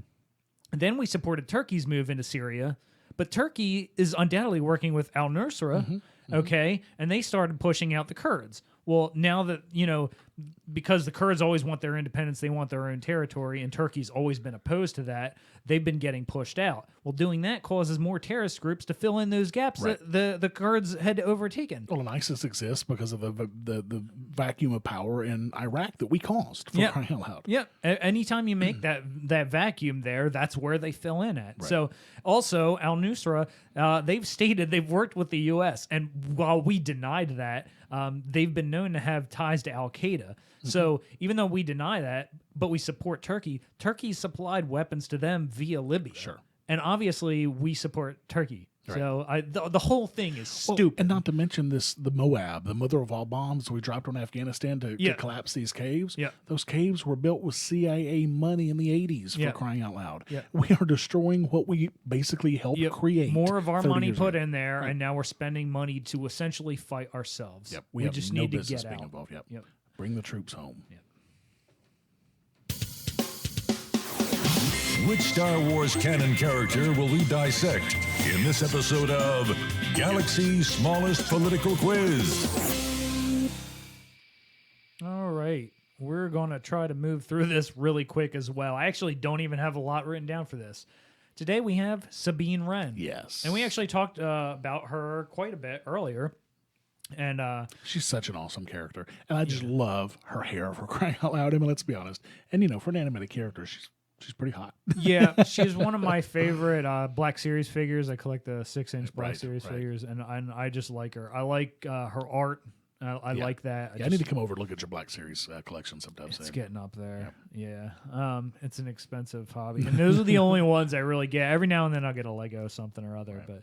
But so I'll start with the questions. Okay. Under personal issues, government should not censor speech, press, media, or the HoloNet. I agree. She doesn't like having info hidden from her, as we'll discuss later in Rebels Review. Right. Yeah, she's absolutely against that censorship. Service should not be voluntary. The Jedi policy on the warding of children who are force sensitive and the conscription of soldiers by the Empire is immoral.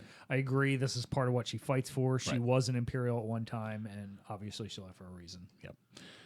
There should be no laws regarding possession of weapons for personal use. Agree. She's Mandalorian. And she's really good with her pistols. She's awesome. And explosives. Right, yeah. Repeal laws prohibiting adult possession and use of drugs. I say maybe. We don't really have any examples to point one way or the other. I'd probably actually lean to agree on this one, but maybe agree. Or somewhere in there. I don't know. Yeah, I don't really know. Maybe. Yeah. There should be no requirement to register as a force sensitive with the Galactic Empire. Agree, and this is kind of why I'm unsure about the last one. She seems to be like a live and let live kind of person to me. Well, I'm not really sure. Well, and she knows 2 force users. So, I mean, why would she want them? I don't think she'd want them to register. So, no, I agree. Yeah. So that gives her a personal score of 90, which is pretty strong. Yep. So economic issues, we start off with end imperial alliances with corporations and banking cartels. Corporatism is picking winners and losers in the marketplace. Yep, I'm going to say agree here. Honestly, it's a complete guess. And after this section, I have an addendum to the entire economic section, which I'll get into. But I'll say agree for now. All right. End government barriers to intergalactic free trade. I will also say agree here. Well, and I think you're right because a lot of what they're doing and with their rebellion stuff is moving stuff from one place to another, trying to help this rebel sell or help these people out. So I mean, she's not going to want those barriers when she's trying to do the smuggling and stuff. Science and technological advancements should not be controlled or regulated by the Empire. I agree. She's also kind of one of these, even though she's not a bounty hunter, as we've described before, with bounty hunters and like the pirates and stuff like that, like Hondo. She is definitely an upper hand kind of person. But didn't she do some bounty hunting or at least some mercenary stuff with what's her name? Her friend. Somebody that was working with the Black Sun. Right. What was her name? I can't recall, but I know. Yeah, they were good friends when they were training with the Imperials, and then they broke off. Yeah, she was definitely doing some of that there. Yeah. The next one is the career path of individuals and the planetary division of labor should not be dictated by the Empire. Tentatively saying agree. Well, yeah, nobody's going to tell her what job she needs to do or what she needs to do economically. Right, but whether she would tell someone else to do that or not is another thing. Yeah. But taxation is theft, including sovereign planetary funds taken by the Empire as tribute. This is also tentative, but I will say agree. Yeah, okay.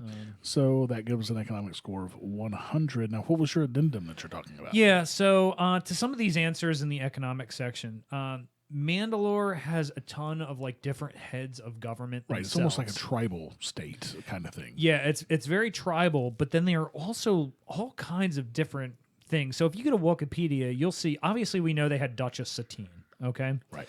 But they have viceroys, governors, prime ministers. She's pretty young right now. When she gets more involved with leading Mandalore, I mean, it could get... Some of these could become a little gray if she ends up going into the governance side of things. Whether she would or not, I don't know. Well, I mean, in season 3, she's kind of being pressured to take over the mantle to lead all of the Mandalorians because she now has the black saber, which could be a uniting force of bringing the clans together, kind of thing. Yeah. Which would be fascinating to see, but with that sort of responsibility comes power, and power can corrupt. So and it's not even necessarily that power as far as being the leader in what looks more like a battle sense. I mean, as far as a commander sense, whereas they have all these titles, and what tells me that it's a significant government structure there. Meaning, how statist is that? Well, I mean, government is force. Let's be honest. You cannot have government without, everything the government does is backed up by a gun. Yeah. Don't pay your taxes, people eventually come to your house with guns and take you away. You run a stop sign and you don't pay your fine. People with guns will eventually come to your house to take you away. So even the most minor laws are backed up by force, which means that government is force, hands down. Yeah, I will say I wish we were as lucky as some of these planets that have these governments that happen to be led by these benevolent, essentially dictators, I guess, in a sense. I mean, we have Padme, who, is the equivalent of benevolent as you can be. Yeah, right? I mean, it's almost like the royals in England, where they had almost no power, it seems. Yeah. It was Naboo. The Naboo politics was very interesting. I wish they kind of went into that more. And I actually have. I just a few months ago, and I haven't read it yet. I bought the novelization of episodes 1, 2, and 3, because I've never read those. I've never gone back and read them. Yeah, good idea. So I bought them it's a 1 volume with all 3 of them in it, paperback, because I couldn't find them in hardback. I've been trying to collect all the hardback stuff, and I can't find those in hardback right now. But I want to go back and read those because some of that politics expand. I'm hoping it does. Yeah, because it would really be fascinating. I think that's really some material. It would help us out a lot for the show as well. Yeah. So the bonus question is: did this character initiate Force in the Star Wars universe canon? Yeah, I would say no. But there is one part of this is as libertarians, personal property, rights. She paints on everything. She's a graffiti artist. Yeah. Right? So now everything that I can recall her painting on seemed Imperial, with the exception of one spot, which is on the ghost itself. Right. I'm going to assume that Hera was fine with that. I would imagine that if Hera was not fine with that, she would have had Sabine out there scrubbing that off. Yeah. So I think we're good here. Well, now she did paint. Well, but this wasn't. She did paint in Zeb and Ezra's room. But that's again, true. That's Hera's ship. That's not there. Right. They don't actually own that room. Yeah. So, and one thing that really, when I think of her using Force in season 3 of Rebels, which I just got to the whole arc of her getting the black saber. She's actually fighting against what's his name, the guy that's working for the Mandalorian that's actually working for the Imperials, and she bests him and has the opportunity to end his life. As a matter of fact, she's expected to, and he asks her to, and she still refuses to do it. Yeah, Fenn Rau, right, and which is a extremely moral choice to make. He was already beaten. He was bested. It was absolutely the right choice, and I think that also leads to her, peaceful demeanor, not wanting to take life unless she has to, and definitely strengthens the case that she's a libertarian. So yeah, absolutely. Sabine, I believe, is a libertarian. Yes. Resistance Review, your favorite Star Wars canon movies, TV shows, books, comics, and more, reviewed by our hosts. All right, you want to start us off here, Roger? Yeah, so we are episode 7 of season 1, Out of Darkness, and this was a really interesting episode because it kind of really focused on 2 major characters for the most part. The episode opens up with the Phantom, the small shuttle ship that actually docks with the Ghost. It's kind of their shuttle. It's being flown by Hera, and she's trying to get away from a couple of ties, and they're actually on Lothal, low to the ground. And she has Ezra and Sabine with her. So they were apparently on a mission working on some intel from Fulcrum that Hera hasn't shared with the rest of the crew, except for Kanan. Kanan knows all of it. Fulcrum, if you remember, is the Imperial agent that's been feeding information to the rebels, and we find out later on who that is. I don't want to reveal that yet. Yeah. Hera was able to get rid of the ties, and so she got everybody to safety. Yeah. So Sabine's upset, and this is kind of what I was referring to earlier when I was talking about the free flow of information on the Galaxy's Smallest Political Quiz. She's upset about the intel because she wants to know what the intel is. She wants to know what's going on. She has a very curious nature, right? Yeah. And so Kanan tells her to stop asking questions and said that's how she was treated when she said that's how she was treated when she was at the Imperial Academy. So that's why she doesn't like this. Right. So Hera has Zeb, Ezra, and Chopper repair the Phantom, and while they're goofing off, an alarm goes off in the Phantom that they didn't notice. And then Hera and Sabine go off to a supply run when they get a message from Fulcrum. And Sabine's still upset about the secrecy. Basically, they were supposed to to fix it. They did like a diagnostics or whatever on the ship, but they never like saw like the end result of it. He like started it, and then they got it to fighting. Right, and Hera and Sabine, failed to mention, actually went off on the Phantom that was supposed to have been checked out. So, so Hera lets Sabine know that the reason that she doesn't tell her everything about Fulcrum is so Sabine can't reveal anything if she's ever captured. And of course, Sabine says, "Oh well, I would never tell anyway." But obviously, we know the Empire has their ways of getting information. So Hera tells her to have faith in her. So then as they're picking up these supplies, they notice that some of the crates are missing. And so they go to investigate inside this little hangar, and it's super dark in there, and it's an old rebel base, apparently. And in this hangar, they're attacked by some creatures. And so, they run away. They run out of the hangar, and it's light outside, but of course dark inside, and the creatures can't follow them into the light because apparently the light harms them. So they finish loading the Phantom, and they find out that they're out of fuel on the Phantom, and it's going to be dark on the planet soon. This means that the creatures are going to be able to get out of the hangar and actually attack them. And these creatures destroyed some ships inside that hangar, they could tell with the scratch marks and everything, so they know they're not going to be safe in the Phantom. So Hera calls the Ghost for help, and it seems that Zeb forgot to check the results of that diagnostics that they ran on the Phantom. They did run the diagnostics, they just didn't check the results. Yeah, never checked it. And there was a fuel line leak, of course, which is why the Phantom is stranded without any fuel. Yeah, so, and then that was, it wasn't like getting dark outside like the moon or like the sun was setting or something. It was like it was kind of like this asteroid field that was coming across, and then there was like this one giant asteroid that was going to be blocking out the sun. Yeah, for an extended period of time. Yeah. So Sabine has a plan. So they set up explosives to keep the creatures away from them while they wait on the Ghost to show up. Right. So they hold off the creatures just long enough. They kind of they're trying to do this in like waves as they come up and set each set of explosives off as they slowly try to get away. But then they run out of explosives. Yeah, they run out of explosives. So they hold them up long enough. They're like on top of the Ghost shooting at these things as they're coming up trying to attack them when the rest of the crew shows up.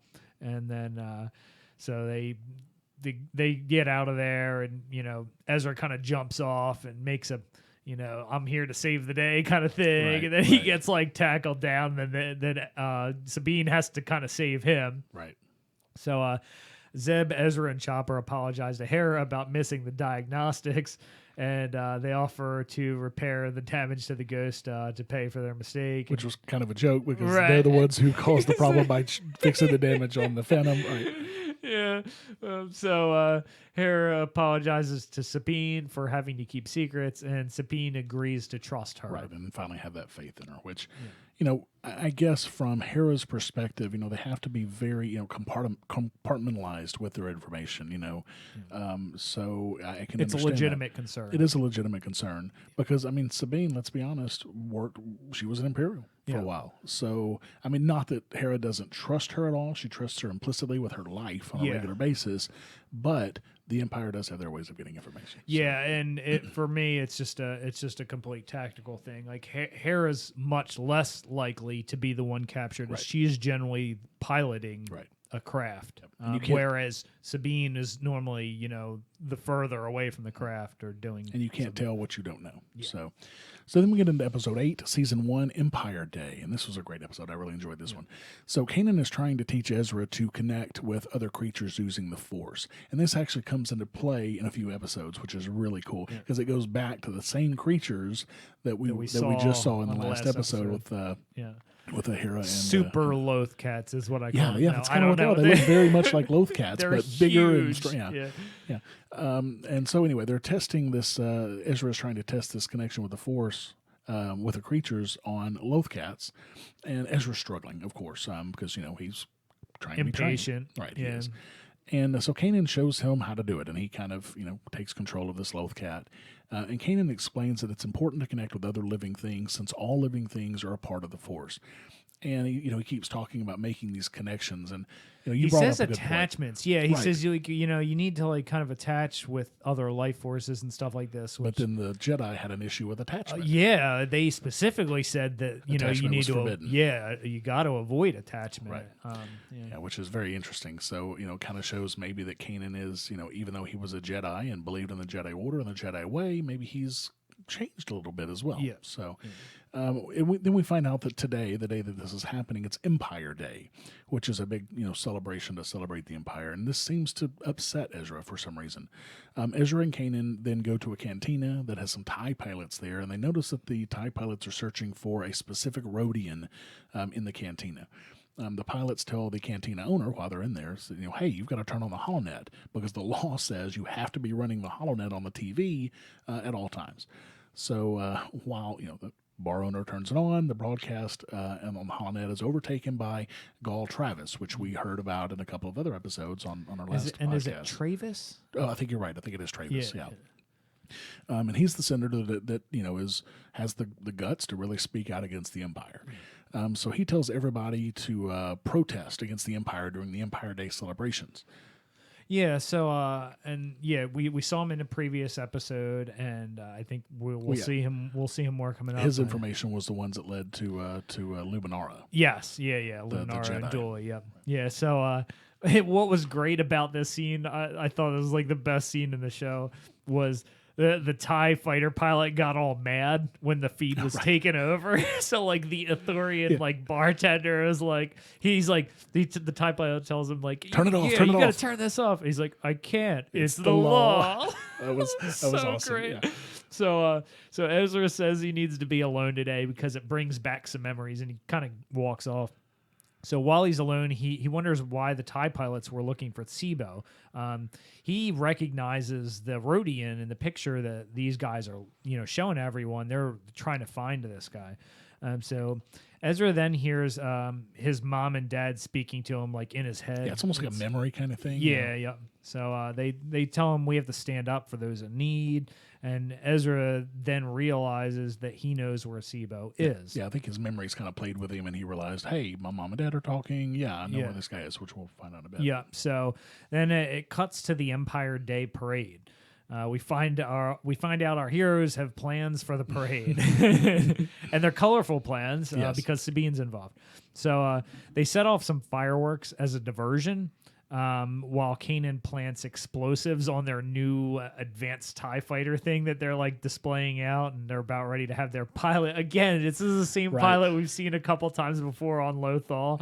That just looked like a total clown every time the rebels are around. So anyways, they've got this thing on display, and they're going to show this off, and everybody's looking up at the fireworks though. So while they're doing that, Kanan plants like a explosive on it. And they blow it up, and then the crew runs away. But then we see the Inquisitor. He shows up. And Zeb's about to take a shot at Agent Callus. Because he wants to finish the fight with Agent Callus from a few episodes ago, right? Yeah. So he's getting ready to like take a shot on Callus, which it's interesting because Kanan's there to be like, no, if you're going to take a shot at this guy. And it's the Inquisitor who just stepped off the craft. So he shoots at him and misses. And then Hera tells the rest of the crew that, she can't make it to the rendezvous. So the crew then splits up. Ezra, Kanan, and Sabine, they end up in front of this house that's been, sealed off, and it's off limits by the Empire, according to the signs on it. And it ends up being Ezra's old house where he lived with his parents when he was a kid. And he finds Sibo in a little... like a little tunnel kind of thing. You know what it reminded me of? It kind of reminded me of Jyn Erso's little hideout. Right, a little bit, but it was kind of inside the house instead of a cave. But yeah, it was very similar. You're right. And so he finds Sibo there, and that's when he had this memory earlier of his parents. That's when he thought that, hey, Sibo's going to be there. And apparently Sibo was good friends with Ezra's parents. And Sibo, when they find him, he climbs out of this little spider hole looking thing, and Sibo has these cybernetic circuits attached to his head, like Lobot. Yeah, very similar to Lobot, right? From Cloud City, from Bespin. And we find out that Sabine knows what those are from her Imperial. When she was an Imperial, they're basically they're cybernetic circuits, and they're there to make him more productive. And they make him, according to him, 19% more productive than the average worker. But it cuts out a lot of his personality, and he kind of loses who he is. Anyway, so we find out from Ezra, as this is all going on, that he says his parents have been gone for 8 years. So they left when he was 7, or they were gone when he was 7. We don't get any details. And Sibo at this point has a ton of information, they find out, because Sabine kind of breaks into it and breaks the encryption on it. And they find out that these circuits have a lot of information the Empire doesn't want to get out. So that's why they're obviously looking for him and trying to find him. He's spitting out all kinds of like weird facts and stuff, random stuff about what the Imperials are doing and whatnot.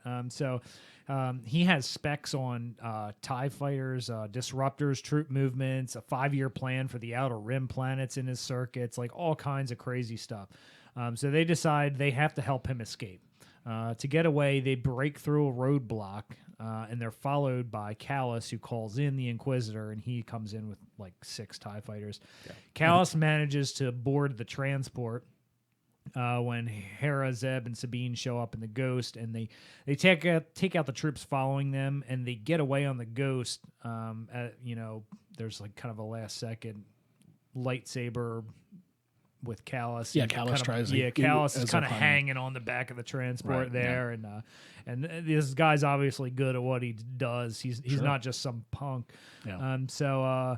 They're really kind of building his story up here. And you'll really appreciate him in later seasons. Absolutely. So they get away on the Ghost, and that's being followed by the Inquisitor and his TIE fighter. And while they're running to their gun stations and whatnot, Ezra, I guess Hera kind of like banks the ship or whatever, and it throws him off balance. And Ezra falls on Sibo, and it seems to awaken his personality again. And then Sibo tells Ezra he knows what happens to his parents, and then we get hit with a to be continued. Right. And, if we didn't have so much material already for this show, we might have gone ahead and done one more episode, but we had so much material for this show. So you'll just have to stay tuned in 2 weeks for the next show for this. Yeah. But yeah, it was. These were both great episodes, and I really appreciated the one where we kind of really get some of that byplay between Hera and Sabine, and their kind of relationship, which is fascinating. And I always love seeing Kanan and Ezra, going through training, because you learn a lot about their relationship as well, and kind of the struggles that they're going through together. So both of these episodes really, struck both of those chords, which was really nice. Yeah. So follow us at resisttheempire.com/YouTube. That'll take you directly to our YouTube channel. Also, you can follow us on resisttheempirepodcast.com/Facebook. And, one thing that we'd be remiss to mention is supporting the show. So, we do this show for free, essentially. And, we do it because we love it. We don't do it to make a payday, but it certainly helps to, have some money to, help us with equipment and compensate, for our time and whatnot. So if you'd love to help us out, like several other people already are, go to resisttheempirepodcast.com/support, and we'll give you some really cool rewards as well. And also, don't forget, you've got to check out our t-shirts. And they are at resisttheempirepodcast.com/swag. These are really, really sweet t-shirts. They got our logo on them and our tagline on the back. So until next time, may the non-initiation of Force be with you.